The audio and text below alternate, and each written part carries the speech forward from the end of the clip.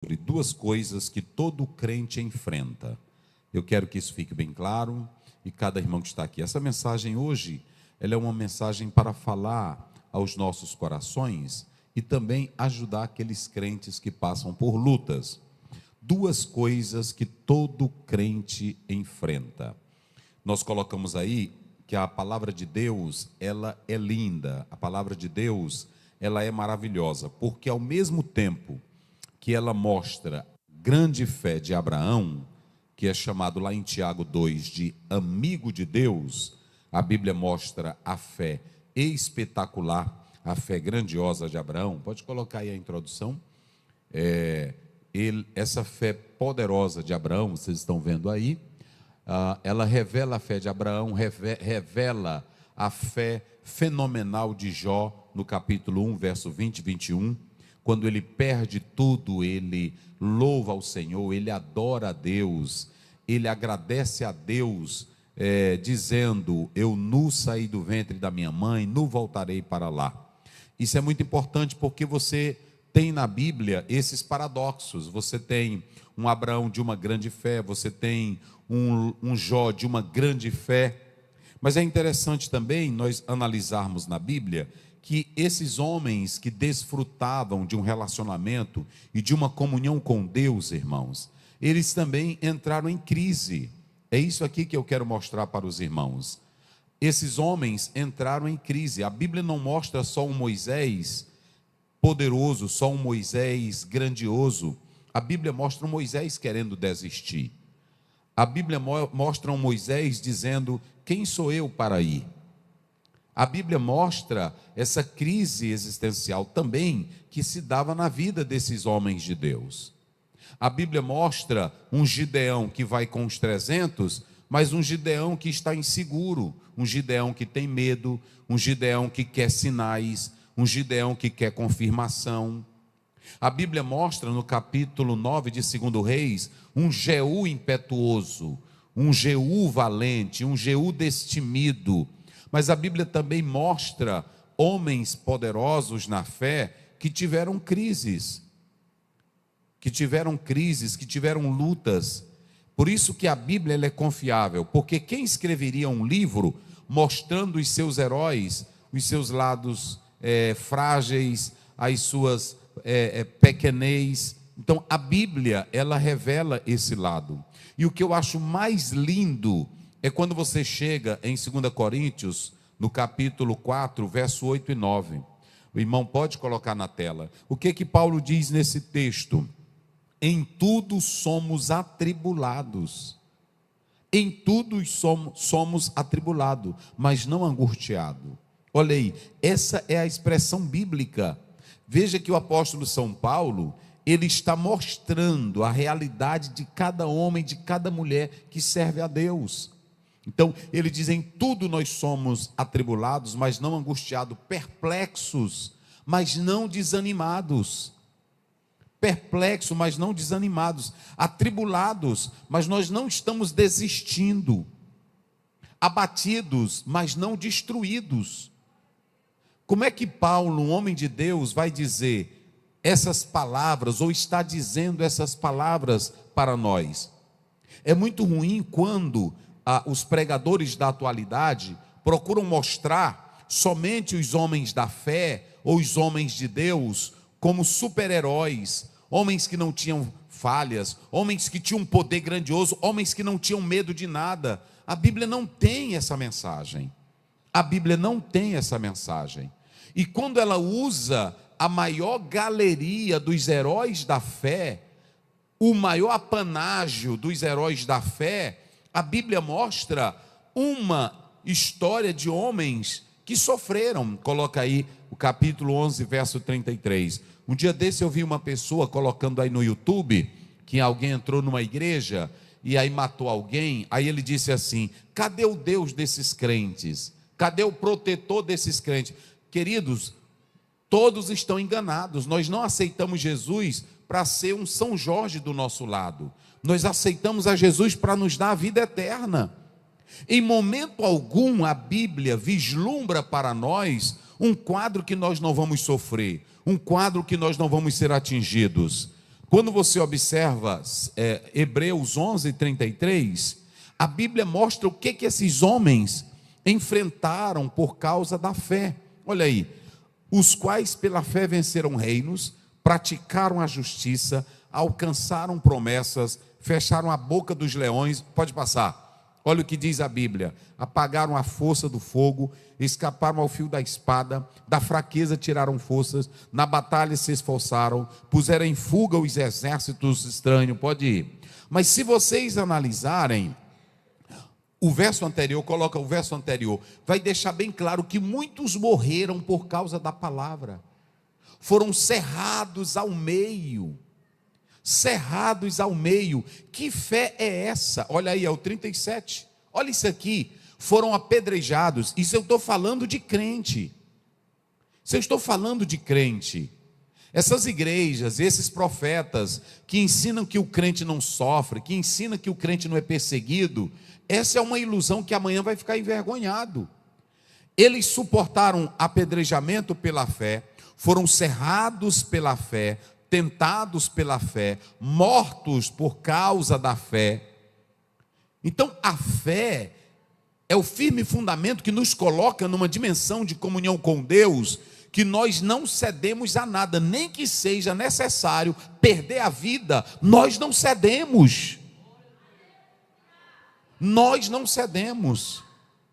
E é isso que eu quero dizer para vocês. E eu vou dizer uma coisa aqui esta noite. Escutem, olhem bem para mim. Eu disse que eu ia falar paulatinamente. Senhores obreiros, por que hoje os seguidores do islamismo e muitos que seguem a doutrina muçulmana, muitos que seguem, por que hoje eles estão tendo um crescimento? E pasmem, dizem que vão crescer mais do que os cristãos. Por quê? Porque o Alá que eles acreditam, eles defendem a fé inquestionavelmente. E o grande problema nosso, hoje é teólogo questionando a fé, é teólogo questionando a Bíblia. Uma coisa que ele pregava hoje, amanhã ele não prega mais. É crente que um pastor ensina uma coisa da Bíblia, o outro ensina ali errado. Há uma divergência tão grande que a celeuma e a confusão é grande. A Bíblia, ela não ensina uma fé emotiva. A Bíblia não ensina uma fé de oba-oba. A Bíblia não ensina uma fé de que tudo vai bem para nós. De que tudo vai bem para nós. Não existe isso. Não existe esse cenário. Qual é o meu conselho para você que é crente? Qual é o meu conselho para você que frequenta a igreja? Seja fiel. Seja fiel a Deus e sirva a Ele, independentemente das coisas irem bem ou mal. Sirva a Ele com alegria, porque nas mãos de Deus nós estamos bem amparados. Quem glorifica a Deus? Diga comigo isso: nas mãos de Deus. Mas diga com vida, igreja: nas mãos de Deus nós estamos bem amparados. Quem falou isso foi o próprio Davi. Me parece que em 1 Samuel 24 ele diz: eu quero cair nas mãos de Deus. Não é isso? Eu quero cair nas mãos de Deus do que cair nas mãos dos homens. A Bíblia diz que Noemi, na crise, na luta, ela continuava com a mesma fé. Uma fé tão impactante que ela foi contagiada. A Ruth foi contagiada por esta fé. Então tem crente que a fé dele é fé de verão. Tem crente que a fé dele é por época. Um dia está alegre, outro dia está mole. Um mês está se congregando, outro mês não está. E a minha Bíblia diz em 1 Coríntios 15:58: sede firmes, constantes, abundantes na obra do Senhor, porque nele o vosso trabalho não é vão. Quem glorifica a Deus? Então, irmãos, vocês podem observar que aí você tem tudo isso. Ademais, o próprio Senhor Jesus Cristo, em suas palavras, ele disse em João 16:33: no mundo tereis. Quem foi que falou isso? Quem foi que falou isso? Então uma igreja que é triunfalista, uma igreja que é do movimento neopentecostal, ela vai dizer que você não vai sofrer. Ela vai dizer para você não aceitar o sofrimento, não aceitar a luta, não aceitar a derrota. Ela vai dizer isso para você. Só que é uma coisa interessante, Jesus disse: no mundo tereis aflições. Paulo e Pedro e Tiago juntos vão ser uníssonos e vão dizer assim: tende grande gozo quando passardes por várias provações. Tenho-vos dito estas coisas para que em mim tenhais paz. Olhe para cá, eu posso muito bem estar na prova, mas eu ter paz. Eu posso muito bem estar na luta, mas eu ter paz. Eu posso estar caminhando no caminho da morte, mas eu ter paz, porque o príncipe da paz, o dono da paz, o autor da paz, ele está caminhando conosco. Jesus Cristo, Filho de Deus. Então, irmãos, se nós analisarmos, olha o salmista no Salmo 42, verso 5. Por que te abates, ó minha alma? Por que te perturba dentro de mim? Espera em Deus, pois ainda eu louvarei. Veja que ele está dizendo que a alma dele se abalava, a alma dele se perturbava. Então coloque isso na sua mente, coloque isso no seu coração. Por que eu estou colocando isso aqui? Porque, irmãos, agora olhem para cá. Vamos pegar um homem chamado João Batista. João Batista, em Lucas, me parece que é 1,14, coloca aí, Daniel, se não me foge a memória. Me parece que é Lucas 1,14. A Bíblia diz que ele era cheio do Espírito Santo desde o ventre da sua mãe. João Batista, olhe para cá. Cheio do Espírito Santo desde o ventre da sua mãe. Segundo, João Batista, ele foi revelado a ele quem seria o Messias. Quem seria o Messias? Deve ser o 15, né? É o 15, olha aí. Só errei um. Olha aí. Ele será cheio do Espírito Santo. Esse daí já era pentecostal desde o dia que nasceu, não é? Ele seria cheio do Espírito Santo. João Batista. Esse mesmo João Batista, quando você olha para a própria palavra de Deus, para as Escrituras Sagradas, esse João Batista, conforme Mateus 3, ele disse assim: o que vem após mim é mais poderoso do que eu não sou digno de me abaixar e desatar as correias das suas sandálias. João dizendo de Jesus. Esse mesmo João Batista, ele disse, irmão Sérgio, em João 1,29, eis o Cordeiro de Deus, que tira o pecado do mundo. Esse mesmo João Batista disse: quem tem a noiva é o noivo. Eu não sou dono da noiva, eu sou amigo do dono da noiva. Esse mesmo João Batista, foi ele quem falou em João 3,30, é bom que ele cresça e que eu faça o quê? Diminua. Agora olhe para cá. E por que agora João Batista mudou de opinião? Por que João mudou de opinião? Como, pastor Zé? Vamos lá para o texto agora. Por que João mudou de opinião? Por que João está, parece que oscilando, se Jesus disse que ele não era uma cana agitada pelo vento? Lá para Lucas, o texto de Lucas. Observem bem, 7,18. Observem bem, coloca aí. E os discípulos de João anunciaram todas estas? Olhe para cá. Parece que o ministério de Jesus estava eclipsando o ministério de João. Primeiro, João Batista, me parece que é João 10,31, ele não fez milagre algum. E o ministério de Jesus era tão suntuoso, era tão esplêndido, era tão glorioso, era tão marcante, era tão impactante, que o próprio Nicodemos, ele chegou para Jesus, em João 3 primeiro, e disse assim: ninguém faz os sinais que tu fazes, se Deus não for contigo. Olha aí, João, se vocês analisarem, o Nicodemos disse que João Batista não tinha feito sinais, mas Jesus tinha um ministério grandioso, maravilhoso. E João Batista confirma tudo isso. Mas o que foi que aconteceu com João Batista?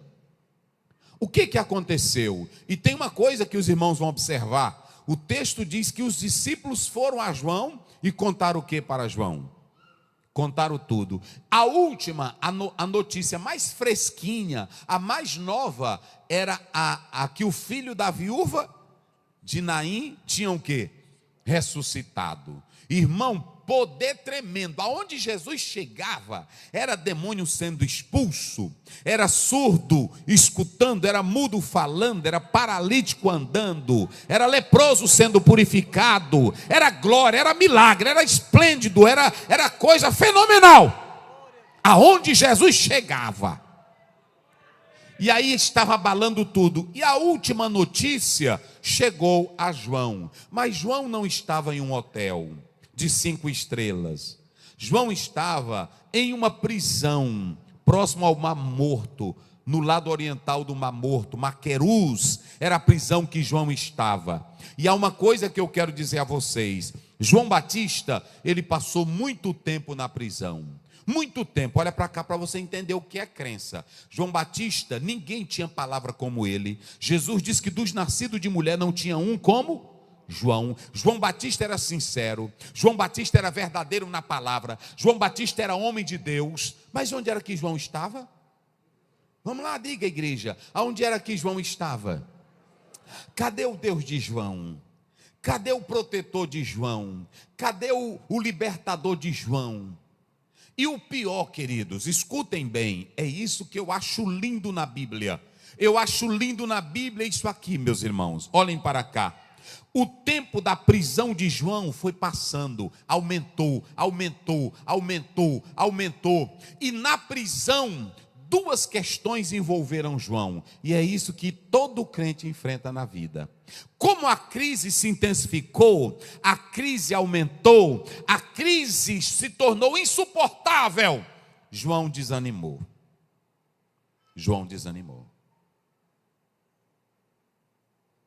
Isso aqui é uma mensagem que talvez você diga assim, mas por que o pastor Zé vai pregar ela? É porque eu quero falar para você. João desanimou. O tempo na prisão, a vida na prisão, a escuridão da prisão, a tristeza da prisão, a angústia da solidão. Então João se desanimou. Do outro lado, um grande avivamento. Do lado de fora, um grande avivamento. Quem era que estava com um grande avivamento? Jesus. Do lado de fora, William, cura, milagre, maravilha, poder, glória. E João,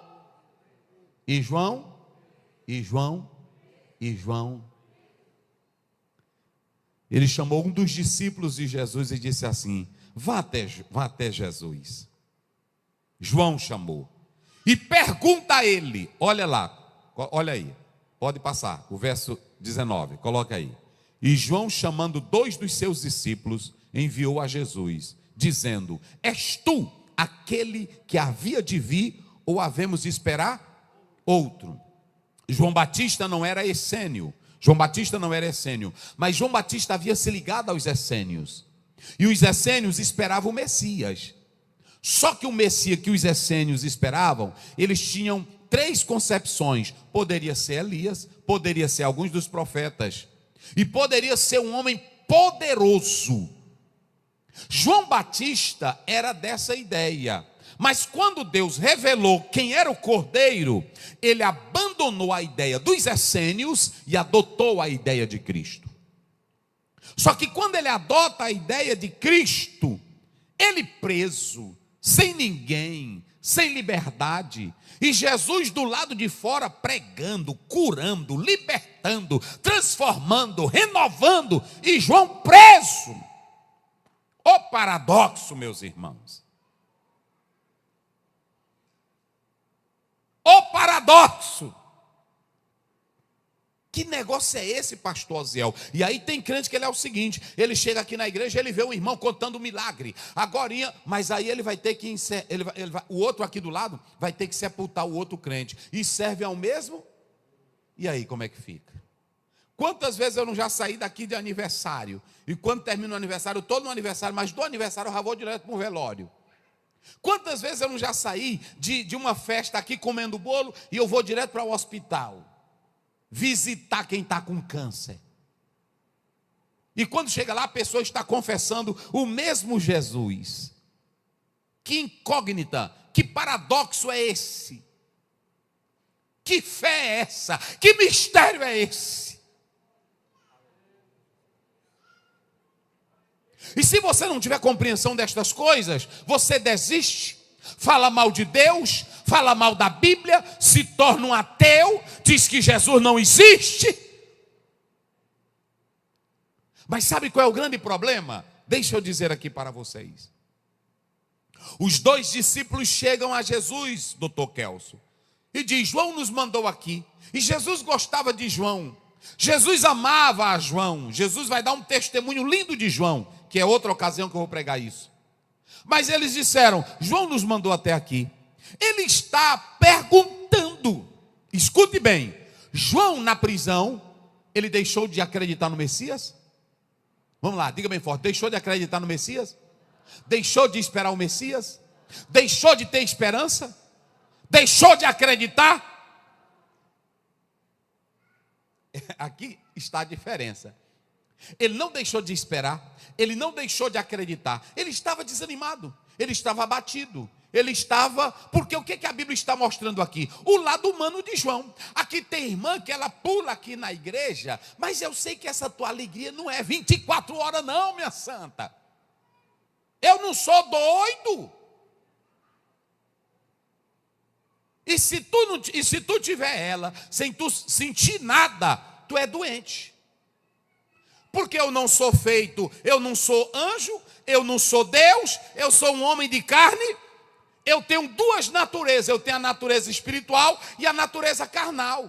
Eu ainda sou físico, eu sou humano. Eu canto, mas eu choro. Eu canto, mas eu glorifico. Eu canto, mas tem hora que eu quero desistir.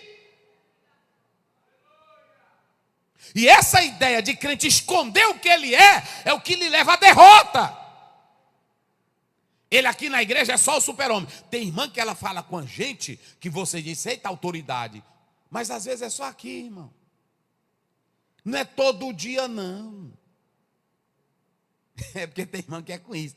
Pronto, se você pegar o capítulo 18, Elias estava numa autoridade tremenda. Manda juntar tudo que é profeta de Baal. Ele enfrentou sozinho 850. Mas quando aquilo ali era a glória de Deus, era a graça de Deus sustentando. Quando ele ouviu a história de Jezabel: eu não descanso e eu vou procurar botar meus homens para achar esse Elias. Enquanto eu não matar ele, eu não descanso. O que foi que Elias fez? Irmão, o homem perdeu o astral. O homem do manto, o homem do fogo, o homem do monte. Perdeu o astral, que pronto, deu uma depressão nele, que ele queria só ficar dormindo. E ainda tem mais, ele disse assim: eu quero é morrer, Senhor. Me mata. Agora imagine um homem do nível de Elias querendo morrer, só por causa da fala de uma mulher. Então essa história que às vezes tu inventa: eu estou no fogo, eu estou no manto, eu estou na graça, eu estou no óleo. Eu sei que tu pode até estar num culto, mas tem dia que o óleo não tira a tristeza que você tem. Tem dia que o manto não tira a tristeza que está te abatendo. Tem dia que a tua alma está lá embaixo. E Deus é tão bom, olha como Deus é maravilhoso. Ele sabe que tem dia que nem orar tu presta para orar. Aí ele diz assim: Tiago, manda chamar os presbíteros, porque nem força para orar ele está tendo. Esse é o Deus que eu e você servimos. Elias, olhe para cá, Moisés pediu a morte? Moisés, um homem como Moisés, pediu a morte? Pediu. Elias pediu a morte? Pediu. Eu estou falando dos grandes homens da Bíblia. Pediram a morte. O Jeremias amaldiçoou o nascimento dele. O Jó amaldiçoou o nascimento dele. Ele ainda disse assim: maldito o dia que a parteira gritou: nasceu um homem. E tudo eu estou falando do quê? De homem da Bíblia. Por que, pastor Ziel? Porque, irmãos, observem bem, João estava na cadeia, João estava na prisão, e nem todo mundo tem o mesmo ânimo. Agora deixa eu dizer uma coisa: quando João estava na prisão, do outro lado milagre, do outro lado poder. E ele manda 2 discípulos para Jesus. És tu o que haveria de vir ou temos que esperar outro? O que foi que Jesus fez? Vamos lá, vocês, não coloca na tela ainda. O que foi que Jesus fez? Hã? Mas irmão Antônio está dizendo que ele curou na mesma hora. Mas o João não já sabia que ele estava curando? Hein, igreja? Ele tinha acabado de ressuscitar o filho da viúva e muitos outros milagres. E ele manda uma pergunta para Jesus. Jesus não responde a pergunta dele. Olhe para cá para você ver como é enigmático. Jesus não responde a pergunta de João. Ele já sabia que Jesus curava. Aí quando os dois chegam lá, Jesus diz assim, vem cá. Aí tinha cego, tinha coxo, tinha surdo, tinha mudo, tinha paralítico, tinha leproso. Jesus estendeu as mãos e curou tudinho. Aí disse assim, olha para cá, olha como é Jesus. Vai lá e diz para João tudo isso. E aí, vírgula, e diga que aos pobres está sendo pregado o evangelho. Aí ele vai agora citar o 23. E bem-aventurado, eita irmão. Aqui, irmão, Jesus não adula ninguém. E bem-aventurado que não se escandalizar em mim. Agora olhem para cá. Por que Jesus fez milagres se João já estava sabendo? João não duvidou, escute bem, João não deixou de acreditar. Mas João duvidou do lado messiânico de Jesus. Por quê? Porque a ideia de João era que Jesus Cristo tinha que ser o Messias político. Na visão de João, Jesus tinha que ser o Messias militar. Ele estava pensando que Jesus ia destruir o poder de Roma. Ele pensava que Jesus ia mudar a questão do judaísmo, tirar a tradição judaica, criar um novo judaísmo, jogar o pé na barraca. Ele pensava que Jesus seria um Messias político e militar. Jesus disse, João está enganado. Vocês sabiam que Jesus se zangou com João? Na expressão que ele diz, e bem-aventurado é quem não se escandaliza em mim. Ele estava dizendo, vai dizer para João que eu não sou político. Vai dizer para João que eu não sou militar.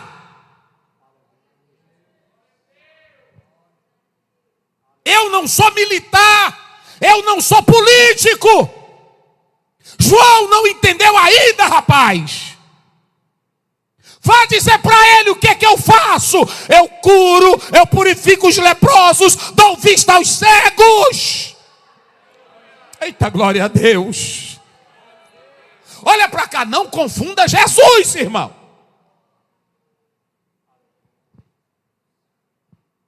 Jesus não é prefeito. Jesus não é deputado.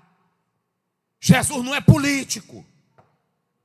O irmão que é político, amém, porque ele vai trabalhar, que é candidato a vereador, é prefeito, ele vai trabalhar pelo município.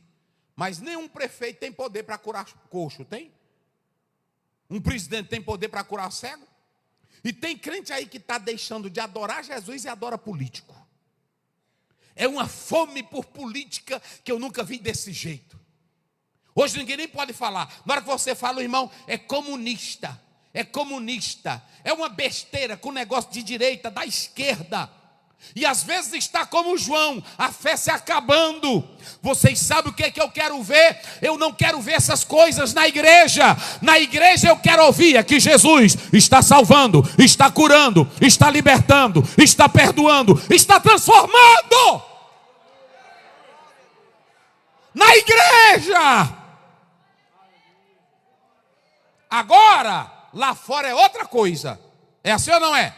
Lá fora o político tem que trabalhar pelo bem do município, pelo bem do estado. Agora aqui dentro da esfera espiritual, Jesus deixou bem claro. Ele disse, eu não sou político, eu não sou militar. E aí ele cura e manda dizer a João. Diga para João, olhe para cá, irmão. Diga para João que eu tenho as provas do meu messianismo. Eu tenho a prova de que eu fui enviado por Deus. O Pai testifica de mim, as obras testificam de mim, a palavra testifica de mim. E eu vou morrer e vou ressuscitar e vou dar vida para o mundo inteiro, porque eu sou Jesus, o Filho de Deus. Sabe por que tem muito crente hoje decepcionado? Porque está vendo um Jesus romântico, está vendo um Jesus bancário, está vendo um Jesus militar, está vendo um Jesus político, está vendo um Jesus filosófico, está vendo um Jesus da juventude, está vendo um Jesus da reforma agrária, está vendo... Jesus não é nada disso. Jesus é o Filho de Deus que morreu na cruz para nos dar a vida eterna. Quem acredita nisso, diga glória a Deus. Mas eu vou pontuar só duas coisas que João passou e que qualquer um de nós podemos passar. Coloque na tela para a gente finalizar. Escute aqui, duas coisas, todo crente pode passar. Olha aqui, João passou o quê? Digam aí vocês bem forte. João passou o quê? Abatimento. Irmãos, ele na prisão, ele na cadeia, sem ninguém, ainda tem mais, irmãos. Esse aí é um dos homens que vai ser enterrado só com o corpo, porque a cabeça foi embora. Escute bem, João Batista ficou preso, e quando ele vai sair da cadeia, ele não vai sair vivo, ele vai sair como?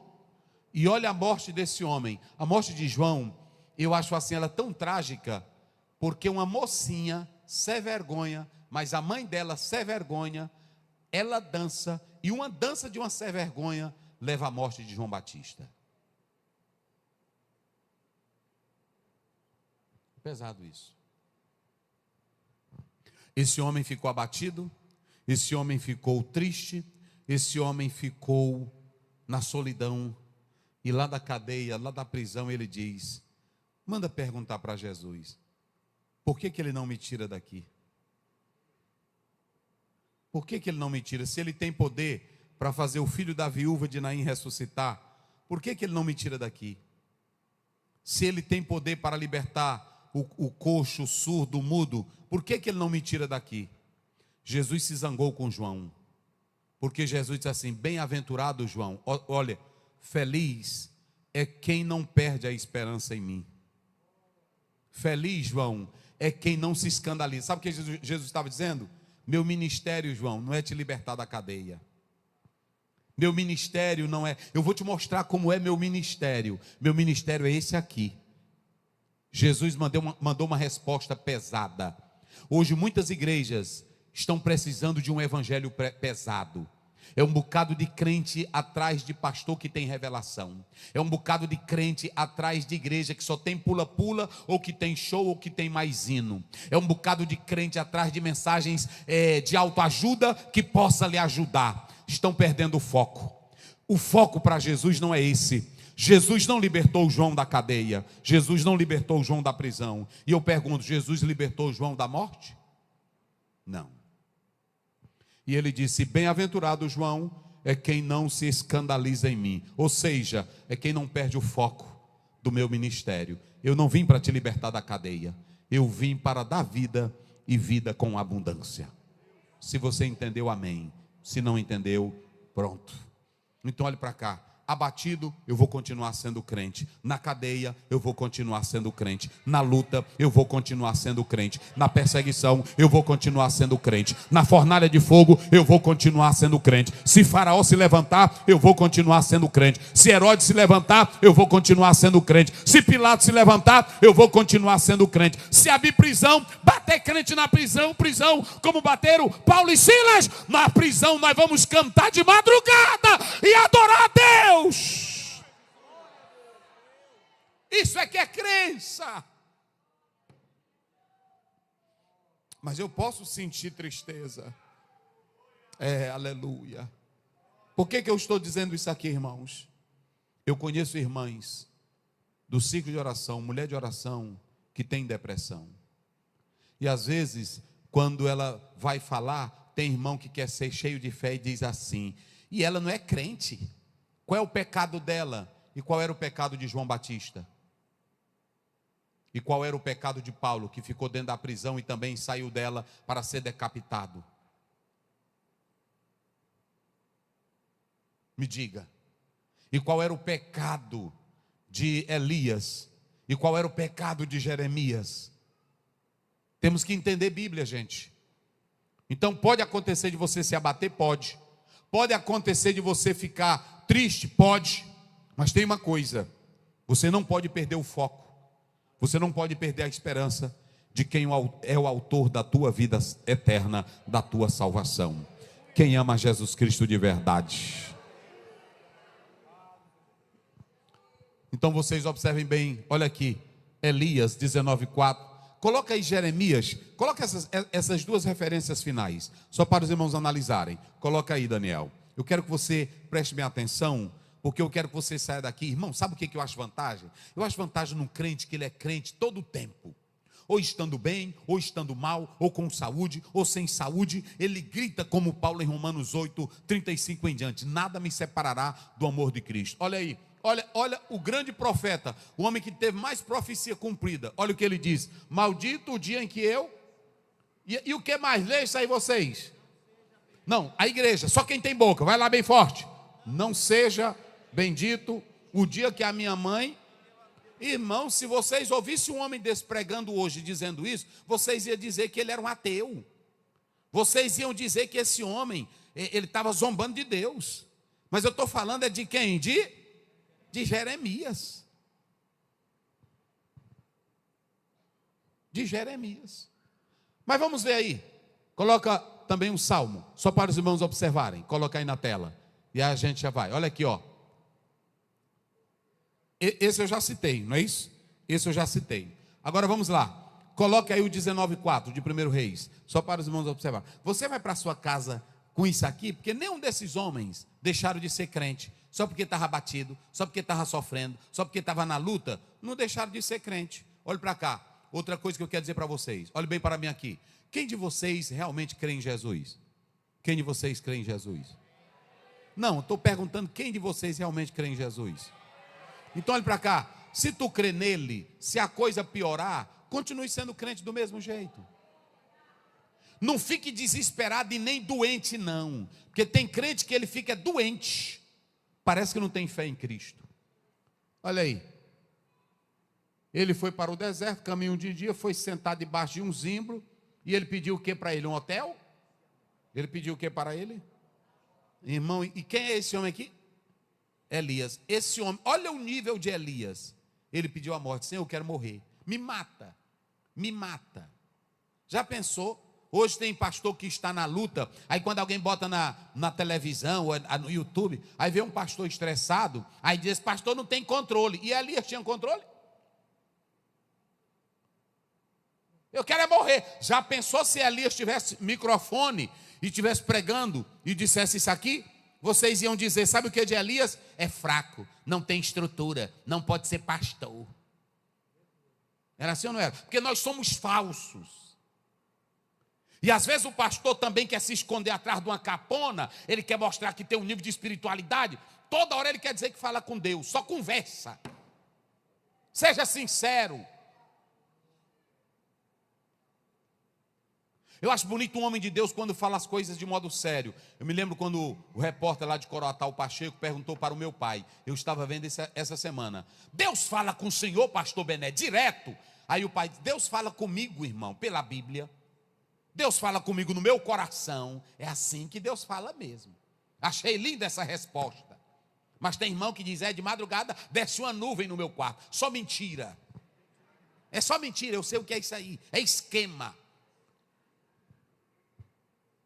Olha aqui o homem que falava com Deus. O que ele está pedindo para Deus? Fale bem forte, igreja. Ele está pedindo para Deus o quê?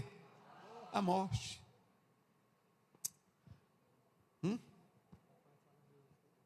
O papai está falando bem aqui. Tem deles aí agora que até pega o telefone no culto. Fala, papai. Não, que negócio é esse, irmão? Isso é um show. Isso é para ganhar gente. Eu estou vendo bem aqui, está entrando. Ele não está vendo nada, gente. Parem com isso. Nosso Deus não se relaciona assim. finalizo. Qual é a primeira coisa que todo crente pode passar? Aí você, mas pastor Aziel, mas o que o senhor quer dizer com isso? É porque mesmo se tu morrer como João Batista, sem a cabeça, mas tu não vai deixar de ser crente, porque ele morreu professando a fé no Deus que ele acreditava. Em último lugar, olha aqui, segundo, passa aí. Qual foi a outra coisa que ele teve? Vamos lá, fale bem forte para a gente encerrar. Qual foi a coisa que ele teve? Eu pergunto, ele teve dúvida sobre a esperança? Ele teve dúvida sobre a esperança? Ele deixou de ser crente? A dúvida de João, olhe para cá, era para querer saber realmente qual era a missão do Messias. Porque João tinha uma interpretação errada. Ele achava que Jesus seria um líder político ou um líder militar. O poder que ele tinha, a graça que ele tinha, ia libertar ele da cadeia, ou ia destruir os romanos. Jesus disse, não, João, a tua dúvida, eu vou te responder. Olha aqui do que eu trabalho. Aí mandou, diga lá, o coxo anda, o cego vê, o paralítico é curado, o leproso é purificado. Eu estou ressuscitando gente, vírgula, eu vou dar a esperança da salvação. Sabe por que ele cita os pobres por último? Porque ele estava dizendo, a esperança do mundo não é o líder militar, não é o político, é o evangelho, porque só eu posso dar vida e vida com abundância. Então olhe para cá, há um filósofo que ele dizia, me parece que é René Descartes, se não me foge a memória, ele diz que a importância de duvidar de tudo, mas ele não estava falando de você ser um duvidoso cético, ele estava dizendo que na dúvida pode vir a resposta. Essa era a ideia dele, não é isso? Era. Então, na própria dúvida, você pode encontrar a resposta. É o mesmo caso. Por que Jesus foi encontrar Tomé se Tomé tinha dúvida? Tomé nunca deixou de acreditar em Jesus, mas ele queria ter a experiência dele, ele não queria ouvir falar. Por isso que quando ele chega lá, aí Jesus disse assim, Tomé, tu disse que só ia crer se me contemplasse, olha eu aqui. Ele não falou mais nada, ele só gritou, Senhor meu e Deus meu. E a história mostra como Tomé morreu pelo evangelho de Jesus Cristo. A dúvida de Tomé não era de curiosidade, a dúvida de Tomé não era cética, a dúvida de Tomé é que ele queria ver pela própria experiência dele, não eram os outros contando. Se Tomé tivesse o mesmo nível de Judas, Jesus não teria atrás dele. Jesus foi atrás de Tomé porque ele sabia que Tomé era crente. E a dúvida dele era para encontrar a verdade. João Batista queria a verdade, a confirmação de quem era o Messias. Então olhe para cá, eu posso ter meus questionamentos, sim ou não? Eu posso ter minhas dúvidas, sim ou não? Mas eu não posso abandonar a fé. Porque tem irmão que diz assim, pastor, eu estou pecando nisso aqui, tá não. Se tu quisesse pecar, tu já tinha caído no mundo grande. Quem quer aprender as coisas de Deus e ter a dúvida para chegar à verdade, está no caminho certo. Então, você é crente, você é um servo de Deus. Pegue na mão desse irmão que está ao teu lado, mas olha nos olhos dele e diz, se você está triste, está abatido, se tem lutas, é assim mesmo, mas não desista de Jesus. Se você tem dúvidas, tem algum questionamento, vá para Ele, Ele te revela, mas não desista de Jesus. Quem glorifica a Deus? Oh, aleluia. É tão linda a Bíblia, irmãos. É tão linda a Bíblia. A primeira pessoa para Jesus, vem aqui agora. Ele quer te fortalecer no meio dessa luta. Ele quer te dar uma estrutura de fé. Uma estrutura de fé, como a de Paulo, como a do próprio João. Jesus te ama. Onde está a primeira pessoa? Vem aqui à frente agora. Eu quero convidar você para vir à frente, aceitar Jesus como Salvador. Onde está a primeira pessoa? Você está sentado aí. Eu quero te dizer que o Cristo que nós pregamos é esse que mandou um recado para João. Ele cura, ele salva, ele transforma. E o alvo de Jesus é a libertação espiritual. É a libertação espiritual. Venha para cá hoje, quem deseja. Onde tem uma pessoa para Jesus aqui esta noite. Uma pessoa. Você veio a esse culto, você está ouvindo a palavra de Deus. Talvez você esteja em um alto nível de estresse, de depressão, de angústia, Mas eu quero te dizer, Jesus tem um remédio para a tua alma. Ele quer dar paz. Ele diz: vinde a mim todos cansados, oprimidos, e eu vos aliviarei. Onde está a primeira pessoa? Vem aqui à frente agora. A primeira pessoa onde está? A primeira pessoa. Tem alguém? Olha aí do teu lado, irmão. Às vezes essa pessoa está com vontade de vir aqui à frente, mas o inimigo prende ela, segura ela. Diga para essa pessoa: Jesus te ama, Jesus quer te salvar. Venha, o Senhor deseja salvar a tua vida, libertar a tua alma. Venha. Onde está a primeira pessoa que veio a este culto aqui esta noite? Sabe por que eu insisto? É porque é o melhor convite para você. Alguns te convidam para forró, para balada, te convida até para ser traficante. Nós te convidamos para a melhor coisa: servir a Jesus Cristo, o Filho de Deus. Onde está a primeira pessoa? A primeira pessoa. Tem alguém? Se você deseja, venha. O convite continua. Nós vamos só aqui aos anúncios e já estaremos encerrando. Glória a Deus, queridos, a paz do Senhor.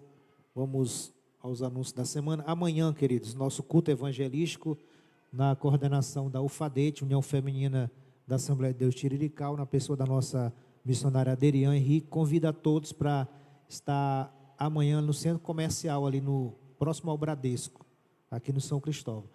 A cantora é a irmã Ástria, volta lá, por favor. A cantora é a irmã Ástria e a pregadora missionária Adélia Mota, amanhã, 8h30 da manhã, você é nosso convidado especial. Também amanhã, às 16 horas, mobilização Neemias, né, com as mulheres, saindo aqui do Templo Central, às 16 horas, e à noite, às 19 horas, com os jovens, mobilização Neemias. Nós já estamos nos nossos cultos relâmpagos, né, nessa mobilização, então participe em nome de Jesus. Terça-feira,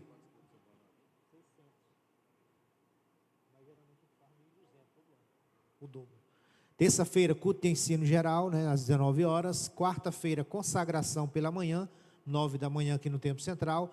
À tarde, 16 horas, mobilização com as mulheres novamente, Neemias. E à noite, mobilização com os senhores, às 19 horas. Quinta-feira, culto de ceia, às 19 horas. Sexta-feira, círculo de oração, às 14 horas. E mobilização com as senhoras, com os senhores, às 19 horas.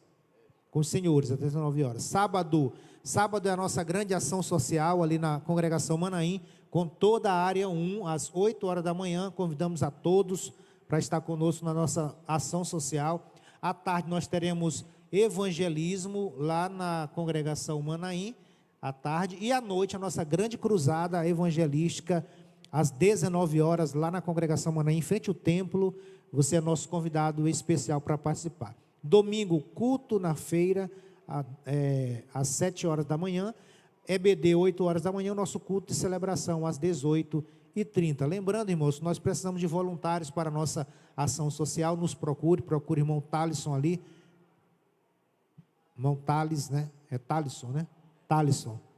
Fique de pé, irmão Thalisson, a irmã Yara, que fazem parte da ação social, estão catalogando os profissionais. Então, o irmão que é cabeleireiro, que é barbeiro, que é enfermeiro, uma vida para Jesus aqui, pastor.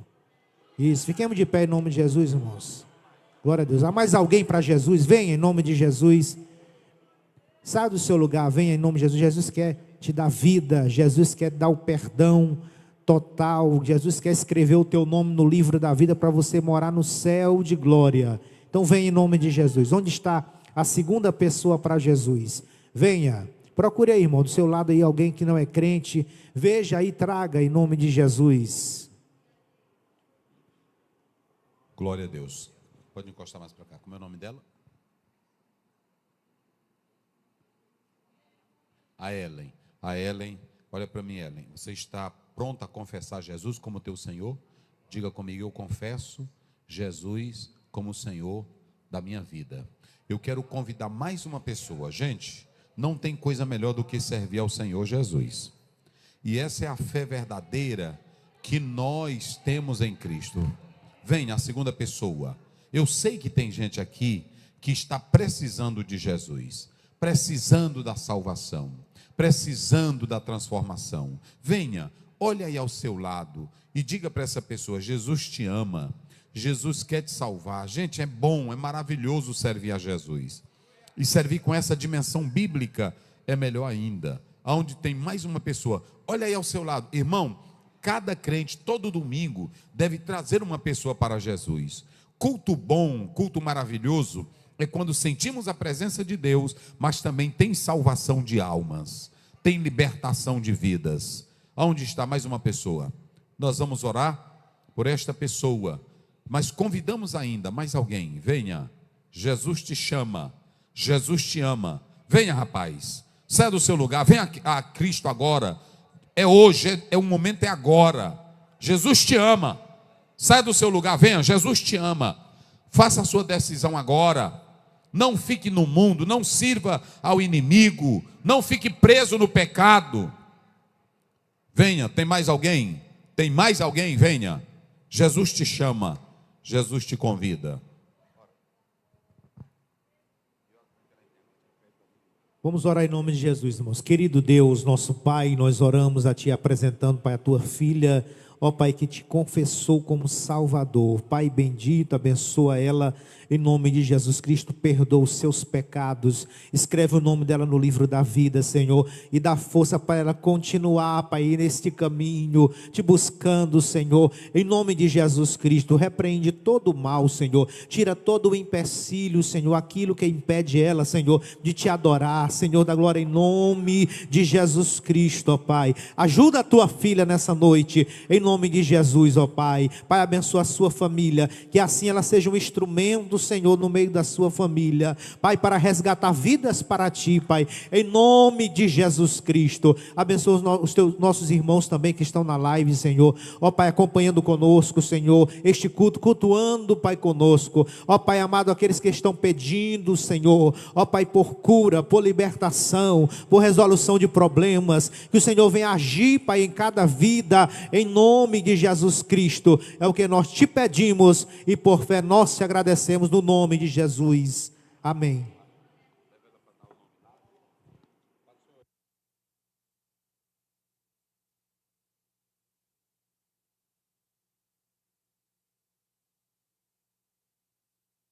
Muito bem, vamos só apresentar aqui a criança. Desligou aí, Daniel?